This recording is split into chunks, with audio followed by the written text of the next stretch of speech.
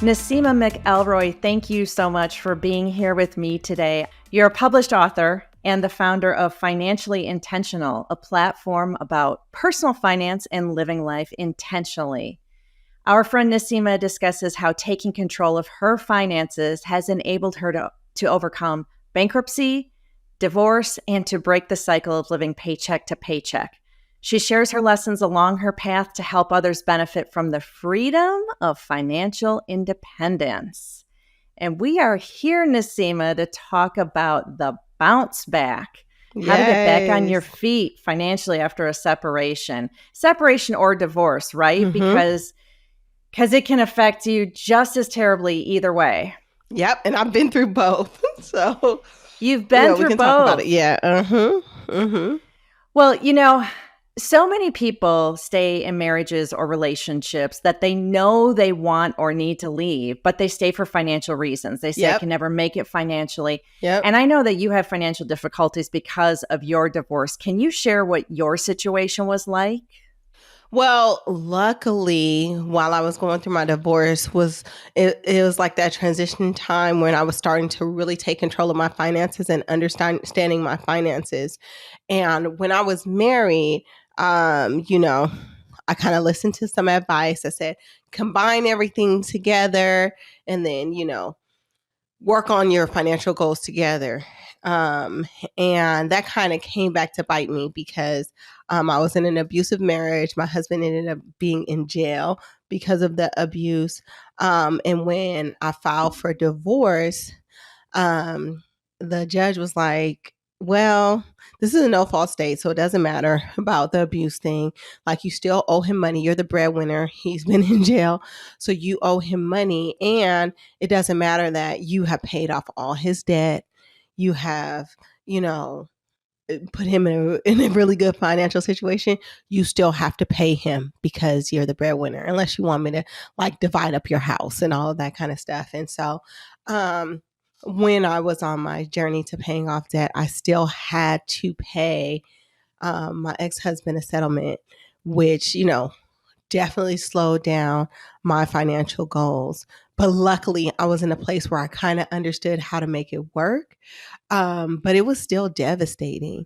And I went back to being a single, had to adjust to being a single mom, single income, all that stuff, plus having to pay for that divorce. Yeah, that can be really devastating to know that you already paid for so many of his things, right? Because you did what so many married people do. You combined the money. You were like, we're in this together. This is a team. Like, your debt, we're just going to work towards chiseling away at that.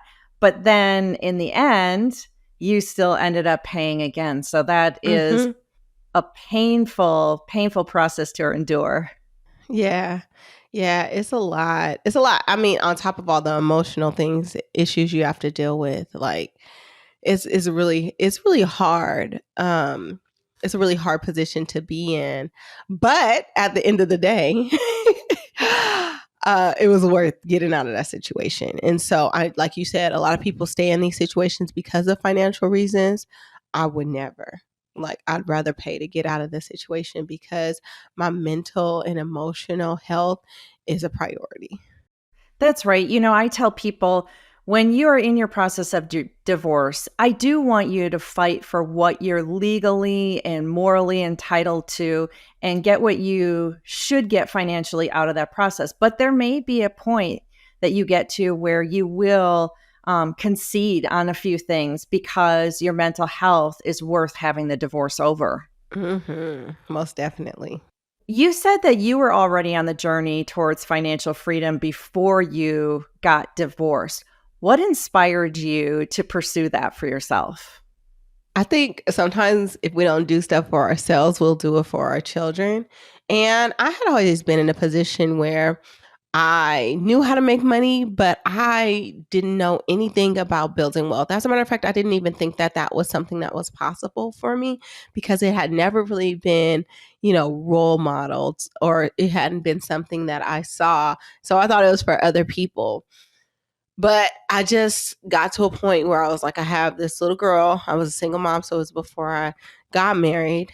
And I was like, if I can't do this for myself. I have to figure it out for her. Like, I can't just stand behind this excuse like, well, I don't know how to do this. And I just set out a path to learn and just started ingesting as much information as I could. Now, I used to make the excuse before that I never had time. You know, I have 2 master's degrees. I've been in school.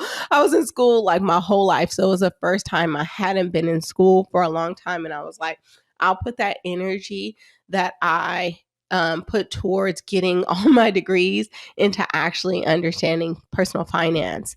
And so reading a whole bunch of personal finance books, like having personal finance podcast on all day during my chores, shopping, running errands, like all of those things were the ways that I set to reverse basically my circle of influence.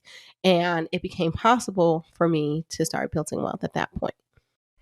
So I just assume that everybody knows who you are, but of course they don't. So I would love for you to share what you do for a living, how you incorporate your financial work into that, because I think it's so interesting. So I'm a labor and delivery nurse by trade. I am a licensed family nurse practitioner as well, but I work primarily as a labor and delivery nurse. I still work full time. And I think also as a part of that, getting intentional about my finances actually helps me show up as a better nurse because I can show up fully as the patient advocate that I'm supposed to be when people are in their most vulnerable state, especially when you're having a baby. Things go really fast. You know, there's a lot of things that can happen, and people think about labor and delivery as this like really happy place, but when things go wrong, they typically go really wrong. And so we have to be able to step into those roles to protect our patients at any time. And sometimes when people have financial constraints, and it's layers to it, but sometimes people are afraid to speak up in fear of losing their job. And it's very real. But me being in a position where my finances aren't necessarily tied to that position, or I know how to bounce back from Yes. that, I don't feel intimidated by losing my job for standing up for my patients. And I think, you know, as nurses, as healthcare providers, that's our unique role to make sure that we're constantly looking out for our patients, because when they come to us, they are in a vulnerable state most of the time. And in teaching people about gaining financial independence, can you talk a little bit about the work that you're doing there? Sure. So, I, since I started on my journey, the way that I kind of held myself accountable and shared information with the people that I love was to document everything on Facebook. So, I mean, on Instagram. So, when I started on my journey, I created a page where I just shared everything that I was learning, because I was just like, my God, this information is so helpful, but it's not readily available. Let me make this more accessible for people and put it in a way that people can understand. So I have a lot of free resources going back for years on Instagram, but I also have a course where I walk people through mindset, debt elimination, paying off, investing, building a legacy, like all of those things, all of those components that uniquely play into financial independence. I also have a podcast where I interview a whole lot of people on the path to financial independence. So just a wealth of resources that you can access depending on, you know, what level you're at. You can tap in at any point. And I have something that can serve pretty much anyone wherever they are on their path. So that's what I'm committed to doing. It's definitely a labor of love, but I love giving it back. And I love sharing these resources to people, with people. Well, I know that you have your act together financially now, Uh-huh. right? But it wasn't always that way. And I know that you had a number of struggles. You mentioned a couple of them, but can you talk more? Because I think that I personally want people to know that, you know, you've got it together now, but it wasn't always this easy. And you certainly have a lot of the same struggles that other people have. So can you share some of those struggles with us? And I think the thing is that people feel like once you figured it out, it's like this path, this straight path to success, and it's not. There's stumbling blocks and there's struggles every day. There's times you have to readjust, like things that happen in your life that you have to readjust to. I had to readjust, like even like in this journey. So like the big like clickbait story about me is that I paid off $1 million in debt in under 3 years. But in that process, had to pay the IRS $30,000 because I wasn't investing while paying off my debt. I had to going through the divorce. I had to married filing separately, which takes away all your tax exemptions. Mm-hmm. So it was just a whole bunch of stuff that I've struggled with. So I say I accomplished all that in spite of all those things, and I kept on going.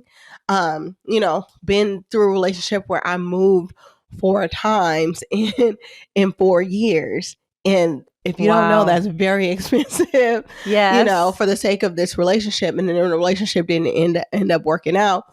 And, going through custody battles and child support, even with this baby, adjusting, like, okay, like what things do I have to, like, my whole path of, being co-spy and, trying to, you know, make work as optional as possible kind of got set back. So like I'm constantly adjusting, and there's things that I have to do that, look like setbacks.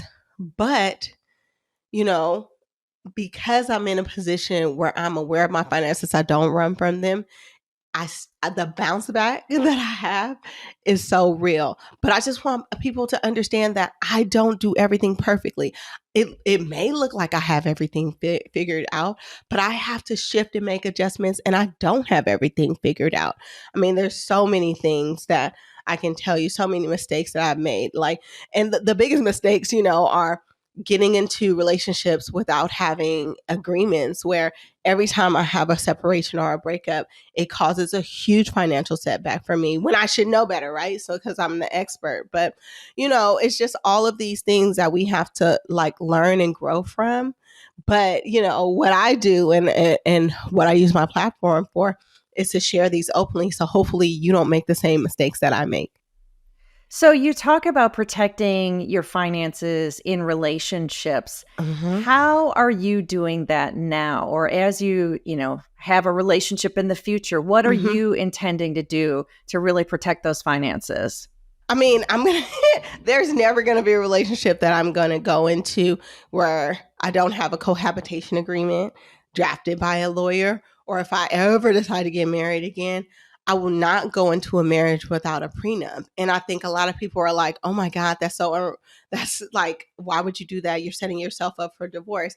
The bottom line is that everybody has a prenup. It's just not decided by you. It's decided by the state that you live in and whatever Right. their rules are. So why wouldn't you want to make those rules work for you?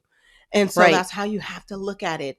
And I just think that as I get older, I have kids, I have too many things to lose. But even if you don't, you never know what the future is going to bring. A lot of people are like, well, I don't really have a lot, or I don't want to look like, if somebody is in a position where, you know, the incomes are not equal, I don't want to look like a gold digger. You have to make sure that you're protecting yourself. And what that also opens up is room for conversation, so that Right. you can talk about those things before there's issues. Because best believe that person that you're talking to when things are amicable is not going to be the same person you're talking to That's when right. things hit the fan. And I have been through it where, my ex saw me go through a divorce process, and he was like, I will never do that. Best believe when it was time for us to separate, he became the same person that my Same ex person. was.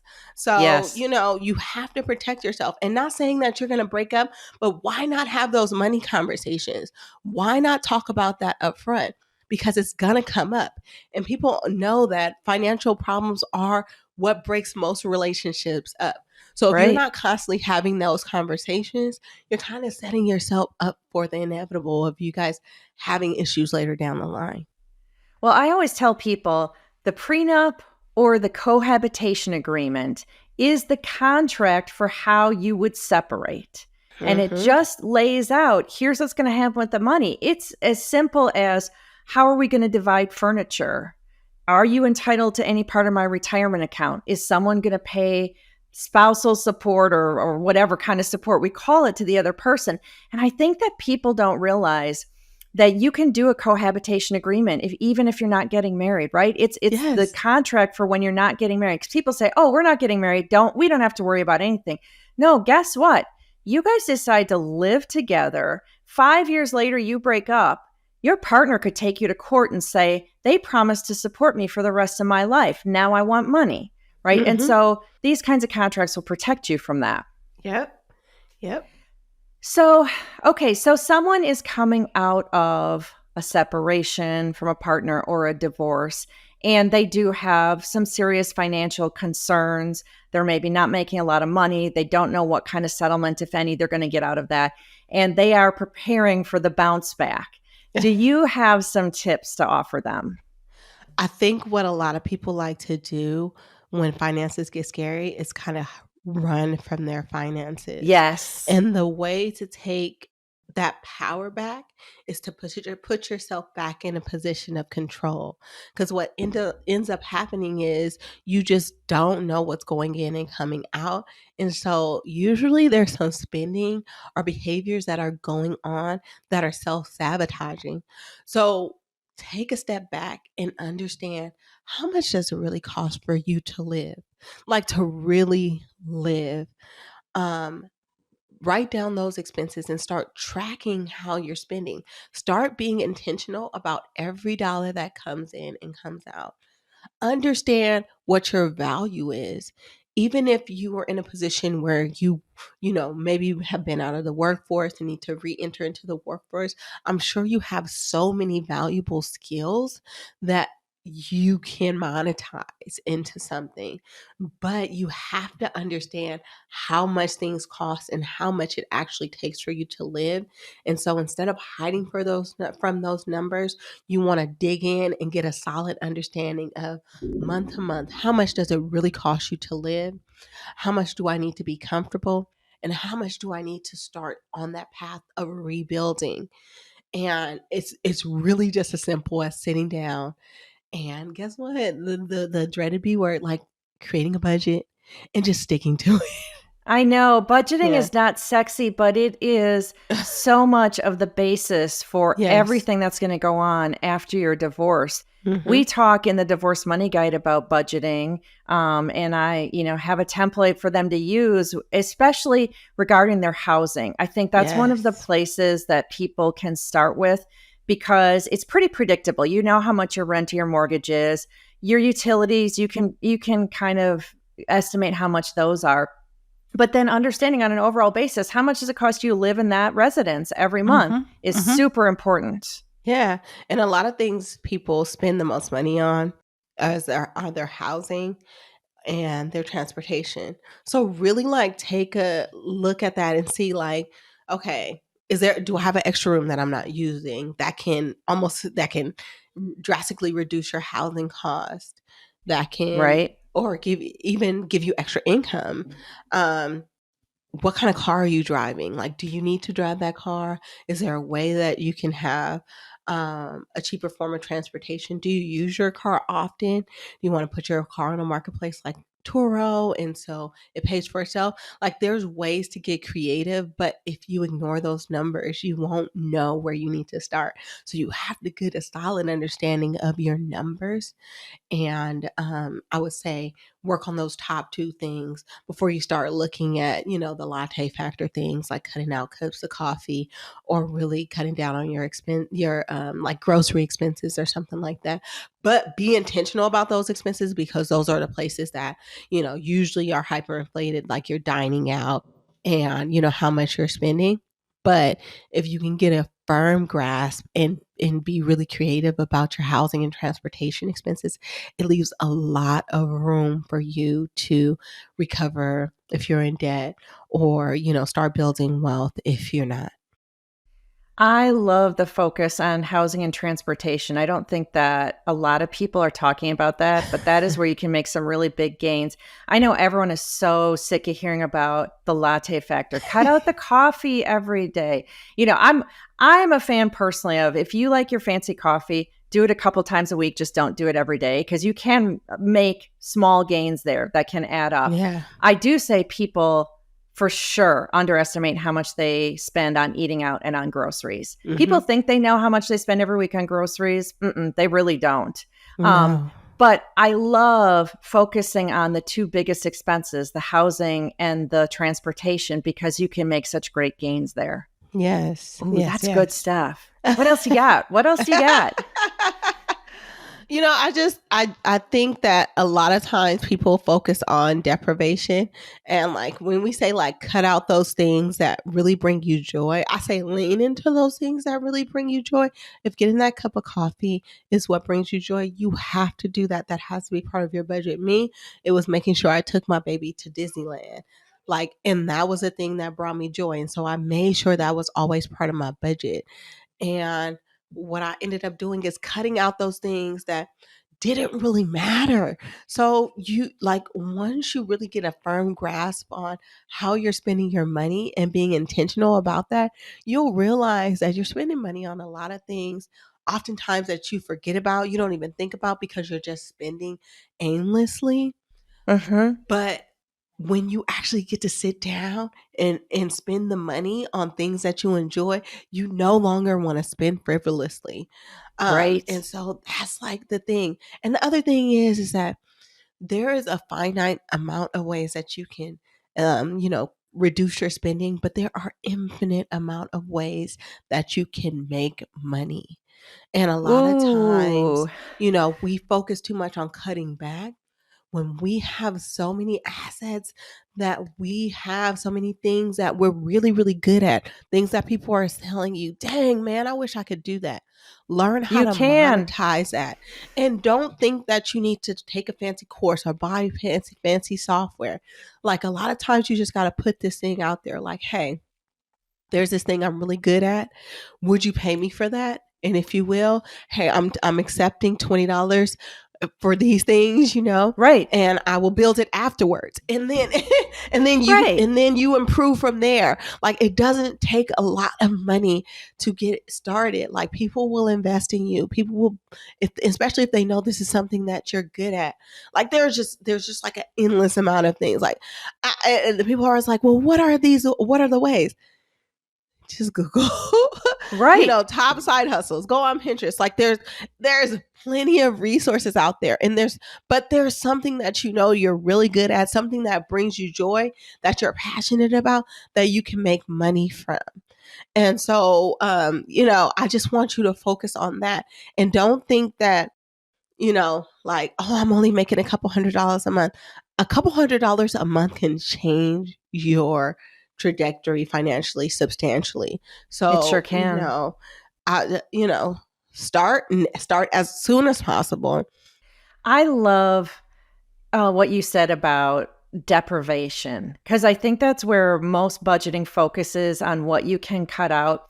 And one of the things I see happening when people are getting divorced, especially women, and I talk a lot about women because that's who I mostly work with, is they're coming out of divorce and they're saying, oh my God, I'll never be able to take a vacation ever again. I'll never be able to afford that with my kids.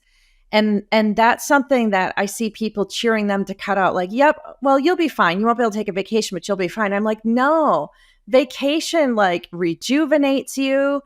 Yes. Let's work on how you can take a Yes. vacation. And maybe it's not a fancy vacation, but it's a vacation nonetheless. And so that Exactly. deprivation culture, I think, is damaging. So I It's love your damaging, and focus. then yeah, and then you don't hit your goals. You'll do is start regressing.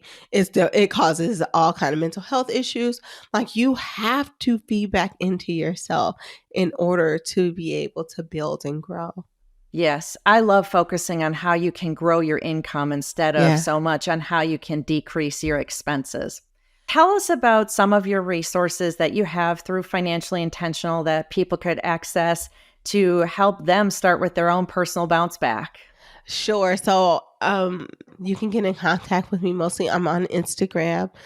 In my link in bio, I have a million resources. As a matter of fact, I have to clean them up. I have so many resources over there. It's so it could be overwhelming, but I have a free get started guide. Like if you're just like help, it's actually called help. Like I need help. How do I I get love started?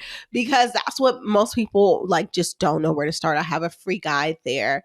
And then I also have a membership where it walks you through that path to financial independence, and we do monthly coaching calls where we learn a certain concept live, where I'm teaching live.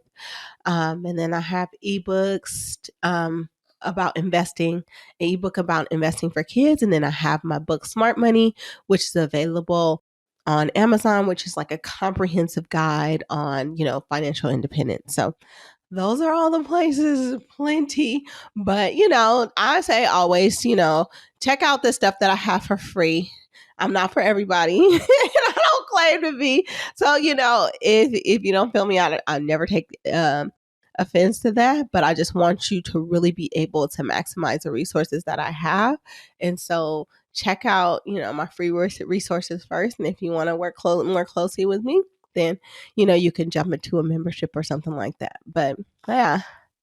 Well, you may not be for everyone, but you sure are for me. I love following your content on Instagram, and I'm so excited that you were here because you've been through it. You've been through divorce and separation, and you did bounce back. And so I think that your experience is really valuable and could be a great help to people who are looking for some support like that. So thank you so much for being with us and for sharing your knowledge. It was great to have you. Thank you so much, Tracy. It's always fun hanging out with you.